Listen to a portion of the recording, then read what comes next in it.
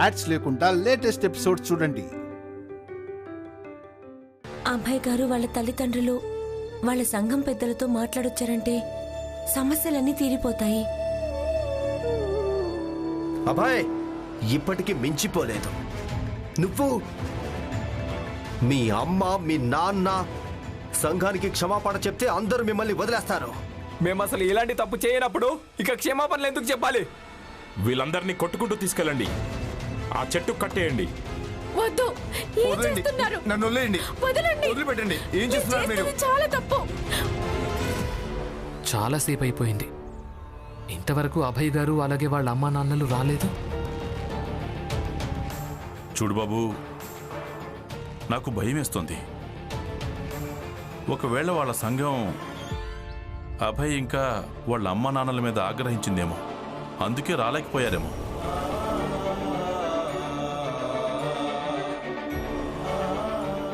నాన్న, ఇదే భయం నాకు కూడా ఉంది. తర్వాత నాకు అనిపించింది సంఘం వాళ్లకు తర్వాత అయినా తెలిసిపోతుందని. దానికంటే అందరికంటే ముందు వాళ్లకు తెలియటమే మంచిదని. ఇక ఒకవేళ అభయ్ గారి అమ్మా నాన్నలు విజ్ఞప్తి చేసుకుంటే బహుశా సంఘం పెద్దలకు కొంచెం దయ కలగొచ్చు, వాళ్ళ దృక్కోణం కూడా మారిపోవచ్చు. భీమరావ్, భీమరావ్! లాయర్ గారా?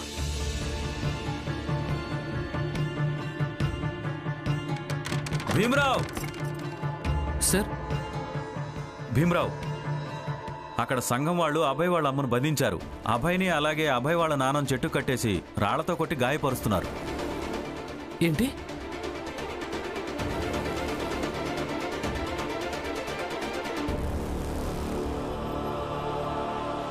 నన్ను వదలండి, నన్ను వదలండి, వెళ్ళనివ్వండి. చూడండి, మీరు చాలా తప్పు చేస్తున్నారు. అభయ్! మీరిద్దరూ కూడా సంఘం మొత్తానికి క్షమాపణ చెప్పేంత వరకు అలాగే కట్టేసుంటారు. ఇక అంతవరకు అభయ్ వాళ్ళమ్మ మా సంఘం యొక్క ఆధీనంలోనే ఉంటుంది. అమ్మా! లేదు. ఇప్పుడు ఈ విషయం వ్యక్తిగతమైంది కాదు. నరోత్తమ్ జోషి దీన్ని తన ప్రయోజనానికి అవకాశంగా మార్చుకున్నాడు. తను అనుకుంటున్నాడు ఇదే అవకాశం అని, సమాజంలో తన హోదాను పెంచుకోవడానికి. సామాజిక నియమాల కోసం తన చెల్లెలి సంతోషాలను త్యాగం చేశాడంటే అప్పుడు అందరూ తన సమాజానికి గుత్తేదారుగా భావిస్తారు. ఇక ప్రయోజనం ఎప్పుడు గుత్తేదారుకే కలుగుతుంది. నేను నా కళ్ళెదురుగా ఇలా సర్వస్వం నాశనం అయిపోవడం చూడలేను. ఆ సంఘం ముందుకు ఇప్పుడు నేను వెళ్తాను, ఆ నరోత్తమ్ జోషి ముందుకు కూడా. ఏం చేస్తారో అది నన్ను చెయ్యమంటాను, కానీ మా అత్తయ్య మావయ్యల్ని అభయ్ని కాదు. నేను వెళ్తాను. వద్దొద్దు, ఆగండి. మీరు వెళ్ళడం వల్ల ఏం ప్రయోజనం లేదు. మిమ్మల్ని ఏం చేయాలో అది ఎలాగూ చేస్తారు. అది మాత్రమే కాదు, మీ అత్తా మామయ్యల్ని అలాగే అభయ్ని కూడా వదిలిపెట్టరు. లాయర్ గారు చెప్పింది నిజమే. మరి ఇప్పుడు ఏం చెయ్యాలి? ఇప్పుడు ఏం చేసినా అది నేనే చేస్తాను.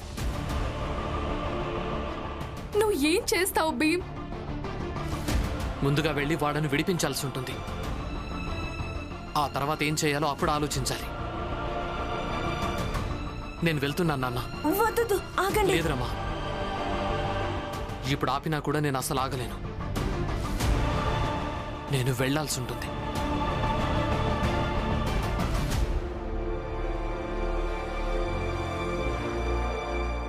వద్దు, వదిలిపెట్టండి, నన్ను వదిలిపెట్టండి. మీరు చాలా తప్పు చేస్తున్నారు. అమ్మా! వదలండి, వదిలిపెట్టండి నన్ను. అమ్మా! నోర్మయ్! నీ సమస్య ఏంటంటే నువ్వు నీ స్తోమతను మర్చిపోతావు. నీకు ఈ విషయం కూడా అర్థం కాదు. సామాజిక పరిధి అంటే ఏంటో, అలాగే ఈ విషయం కూడా గుర్తుండదు. మనకంటే శక్తిశాలి అయిన వ్యక్తి చెయ్యి పట్టుకుంటే పరిణామం ఎలా ఉంటుందో అని. చూడు చూడు, మీ అమ్మని పట్టుకొని వాళ్ళంతా తీసుకెళ్లిపోతున్నారు. ఇక నువ్వు నీ ముసలి తండ్రితో పాటు ఇక్కడ కట్టేయబడున్నావు. చూడు, ఇది కేవలం ఆరంభం మాత్రమే. దీని తర్వాత నేను నిన్ను ఇంకా ఏమేం చేస్తానో చూడు. నరోత్తమ్ జోషి, ఏమైనా చేసుకో, నేను అస్సలు భయపడను. అయితే అలాగే ఉండు. తర్వాత ఇలా అనొద్దు, మా సంఘం నీ విషయంలో తప్పు చేసిందని. మేము ఇక్కడి నుంచి వెళ్తూ వెళ్తూ కూడా క్షమాపణ చెప్పమని అడుగుతున్నాం. అలాగే నిర్మలతో విధవ ధర్మాన్ని పాటించమని చెప్తున్నాం. పదండి.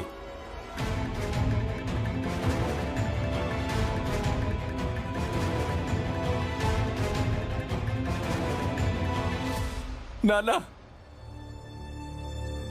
లక్ష్మి, లక్ష్మి, బయటికి రా.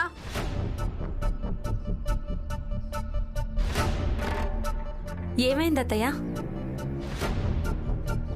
మీ మావయ్యని పిలుచుకొని రా, వెళ్ళు. నీకే చెప్పేది, వెళ్ళి పిలుచుకురా. మీ అత్త ఏం చెప్పిందో వినపడలేదా? వెళ్ళు, మీ మావయ్యని పిలుచుకుని దగ్గరుండి తీసుకురా. మావయ్య ఇంట్లో లేడు. మీరేం చెప్పాలనుకుంటున్నారో నాకు చెప్పొచ్చు కదా. సరే, ఆయన వచ్చిన తర్వాత ఆయనకి విషయం చెప్పు. ఆయన గారాల బిడ్డ భీమ్ మూలంగా ఏమి జరిగిందో ఆయనకి చెప్పు. ఆ అభయ్ అలాగే వాళ్ళ నాన్నను చెట్టు కట్టేసి జనాలు రాళ్లతో కొట్టి కొట్టి గాయపరిచారని.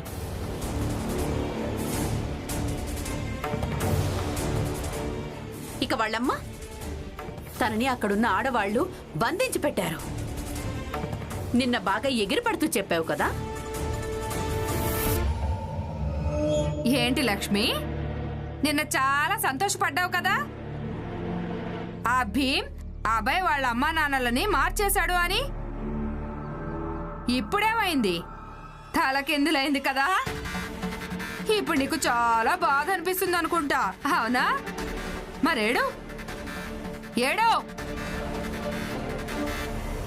అరే, ఎక్కడికి వెళ్తున్నావు?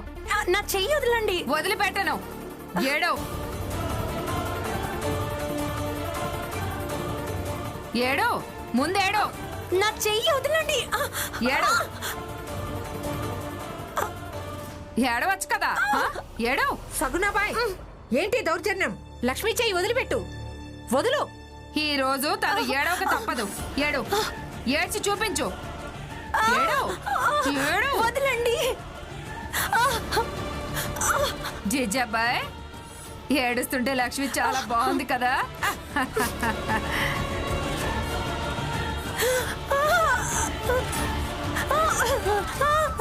ఏ పులియా, వీళ్ళ తమాషాలు సాగుతూనే ఉంటాయి. నేను పనిచేసుకోవడానికి వెళ్తున్నాను. వెళ్ళు. ఎందుకు ఏడవడం లేదు? ఏడు. అలాగే. లాయర్ గారు, ఇలాంటి పరిస్థితుల్లో నాకు భీమ్ మీద ఎంత కోపం వస్తుందంటే వినడు, ఒక్కడే వెళ్ళిపోయాడు. వదిలేయండి రామ్జీ, ఏం చేయడానికి వెళ్ళాడో నాకు బాగా తెలుసు. కానీ లాయర్ గారు, వాడు అభయ్ గారు, అభయ్ గారు, నేను వీళ్ళిద్దరిని విడిపించాల్సిందే.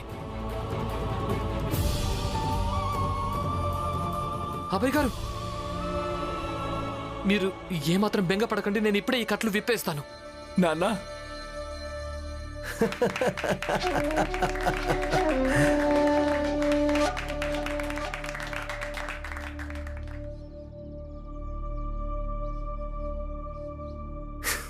చూడండి, ఎవరొచ్చారో చూడండి.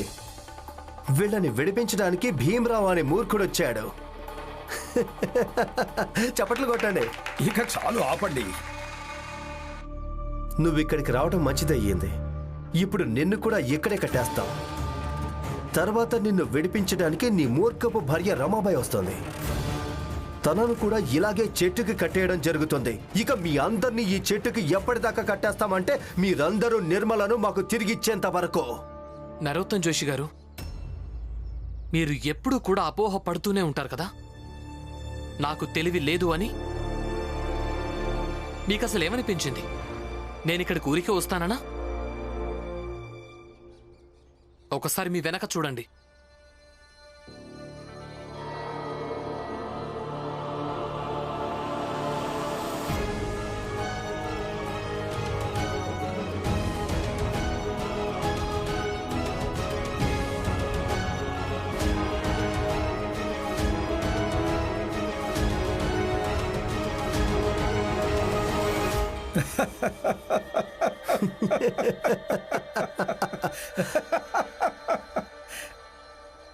రండి. ప్రమోద్ జోషి, ప్రచండ్ దేవ్, ఇక మీరు ఎవరిని ఇలా కట్టేయడానికి వీల్లేదు. ఈ అధికారం మీకు ఎవరిచ్చారు? ఏ ఇన్స్పెక్టర్, నీ మెదడు గాని చెడిపోయిందా? చట్టం నుంచి తప్పించుకున్నది మేం కాదు, ఇదిగో వీడు. వీడిని పట్టుకొని తీసుకెళ్ళు. మాకెందుకు చెప్తున్నావా? లాయర్ గారు ముందే కోర్టుకు వెళ్ళి భీమరావు కోసం జామీన్ తీసుకొచ్చాడు. అందుకే భీమరావును నేను అరెస్ట్ చేయలేను.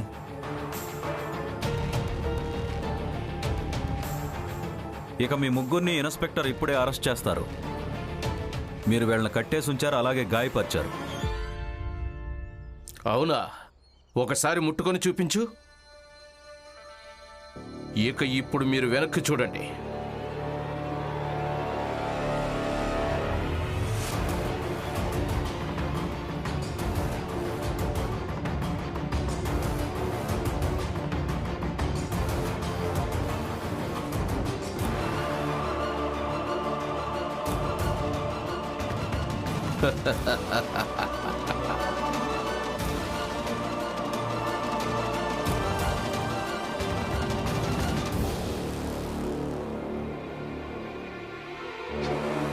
నానా, ఈ లాయర్ ఎలాగో అమాయకుడే. ఈరోజు వీడి నోట మాట రాకుండా చెయ్యాలి. వీళ్ళిద్దరిని కూడా కట్టేయండి. వీళ్ళను కట్టేయండి. ఈరోజు లాయర్ గారు కూడా మన సంఘానికి ఉన్న శక్తిని చూడని.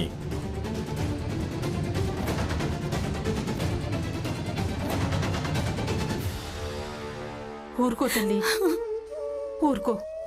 బాగా నొప్పి పెడుతుందమ్మా.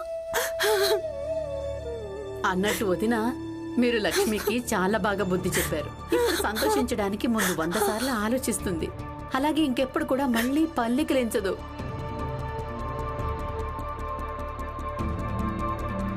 నిజంగానే లక్ష్మి ఏడుస్తుంటే చాలా బాగుంది. అవునా? అంతా వినండి, నేను చెప్పేది వినండి.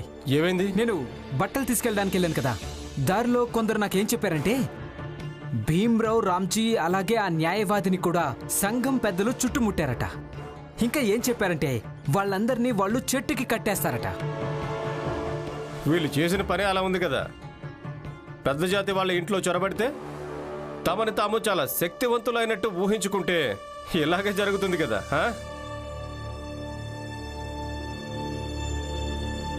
ఆ భీం కారణంగా ఈయన పదే పదే ఆపదలో ఇరుక్కుంటున్నాడు. జేజాబాయ్, నువ్వు అనుకున్నది తప్పు. అది పూర్తిగా తప్పే. ఇదంతా నీ కారణంగానే జరుగుతోంది. ఒకవేళ ఆ రోజు నువ్వు భీముని ఇక్కడి నుంచి వెళ్ళిపోమని చెప్పకుండా ఉంటే ఇదేది జరిగేది కాదు. మీరా ఎలాంటి మాటలు మాట్లాడి నా ఆడబడిచిని పశ్చాత్తాపడేలా చేయకు. పిన్ని చెప్పింది నిజమే. అత్తయ్యకు మాకు ఎలాంటి వ్యక్తిగత ఈర్ష్యలు లేవు. ఈవిడ మీద నిందలు వేస్తే మాకు ఆనందం కలగడానికి. కాకపోతే ఇది మాత్రం నిజమే, భీమ్రావ్ అలాగే రమ ఇంకా నిర్మల గారు ఒకవేళ ఇక్కడే ఉండుంటే ఇలాంటి సమస్య వచ్చేది కాదు.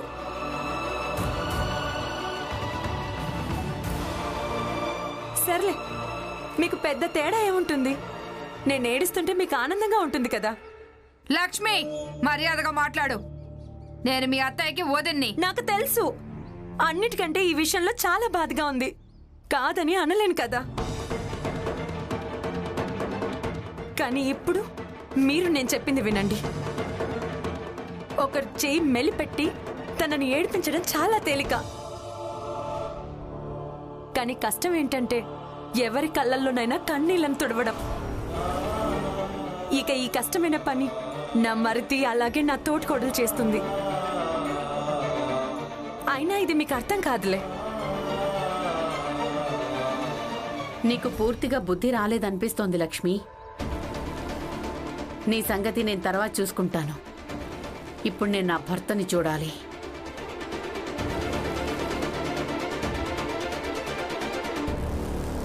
లక్ష్మి, ఏమైంది? నువ్వు బాగానే ఉన్నావు కదా? నేను బానే ఉన్నాను. మనం వెళ్ళడం మంచిది, రండి. అవును, పద.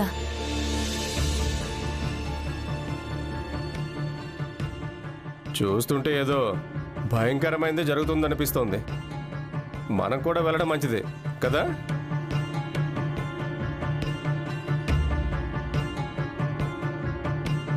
ఇంకా ఏం చూస్తున్నారు? ముందుకెళ్ళండి. ఆగండి. చూడండి, మీరంతా ఇలా చేయడానికి అస్సలు వీల్లేదు. మీరు చేస్తోంది చాలా తప్పు. ఇన్స్పెక్టర్ గారు, మీరేం మాట్లాడడం లేదేంటి? వీళ్ళని ఆపండి. భీమరావు, తప్పైతే తప్పే, కానీ ఏం జరుగుతుందో దాన్ని మౌనంగా జరగనివ్వు.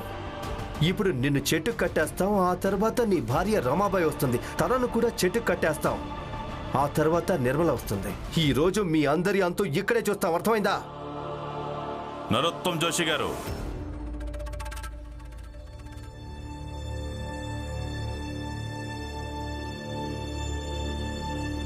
చూస్తుంటే మీకు ఇప్పటికీ బుద్ధి రాలేదనిపిస్తోంది.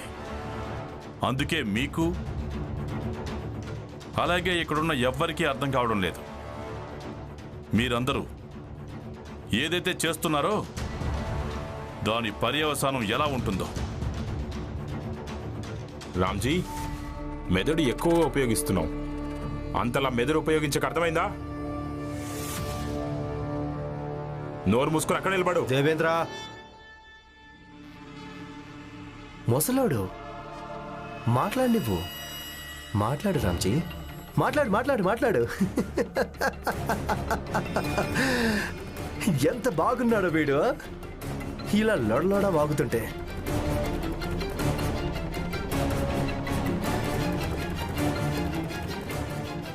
అన్నట్టు లాయర్ గారు, మీకు కూడా పెద్ద నోరే ఉంది కదా, మాట్లాడండి, మీరు మాట్లాడండి.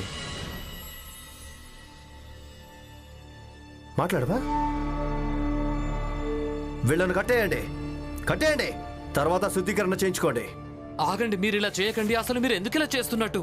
చూడండి, మీరు ఇలా మమ్మల్ని కట్టేయడానికి అసలు వీల్లేదు.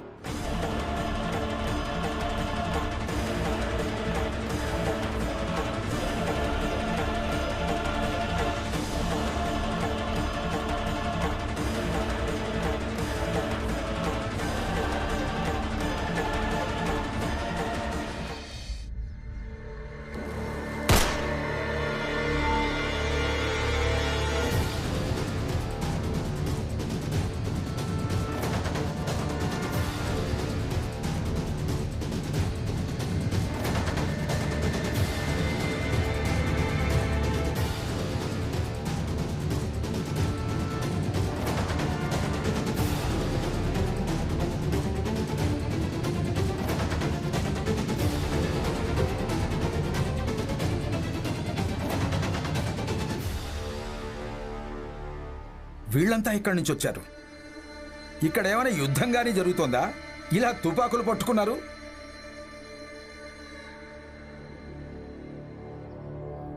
అన్నయ్య, వీళ్ళందరినీ నేను తీసుకొచ్చాను.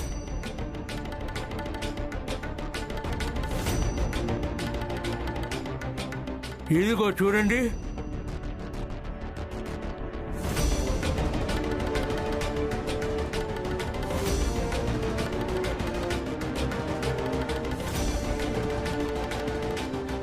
ఇక వీళ్ళందరూ నా ఆర్డర్తోనే ఇక్కడికి వచ్చారు. వాళ్ళ కట్లు విప్పండి. కాలేజ్ విషయంలో ఏదైతే జరిగిందో అందులో నా తప్పే ఉంది. ఇక ఆ విషయంలో నేను నీకు క్షమాపణ చెప్తున్నాను. I'm sorry.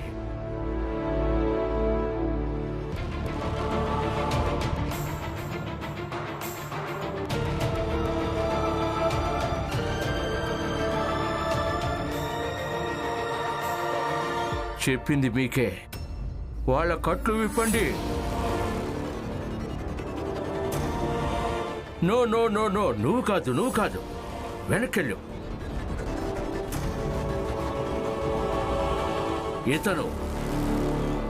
ఇతను విప్పాలి. నరోత్తం జోషి తన స్వహస్తాలతో విప్పుతాడు. విప్పు.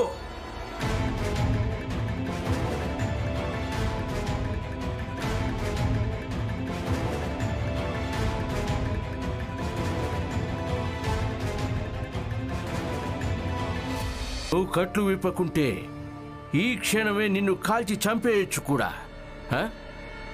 విపో.